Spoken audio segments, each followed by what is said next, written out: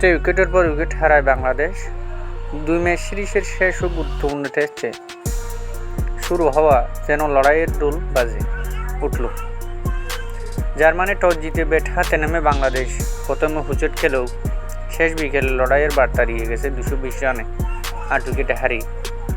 5 দিনের টেস্ট শুরু হলো যেমনটা হতেই পারে একটু সাবধানী, কিন্তু শ্রীলঙ্কার বোলাররা ব্যাটিংয়ে বেশিক্ষণ ধৈর্যের সুযোগ দিল না। দিনের প্রথম ঘণ্টাতেই শ্বাসঘরের পথ ধরেন এনামুল হক, রান শূন্য আর মুখে বিরক্তির রেখা। এরপর কিছুটা প্রতিরোধ গড়েন সাদমান ইসলাম ও মুমিনুল হক। মাঠের জলমলে হলেও ব্যাট হাতে তেমন সূর্যের ঝিলিক দেখা যায়নি মুমিনুল। মাত্র 21 রানে বিদায় নিলে চাপে পড়ে বাংলাদেশ। এদিকে আরেক প্রান্তে দৃঢ় ছিলেন সাদমান ইসলাম।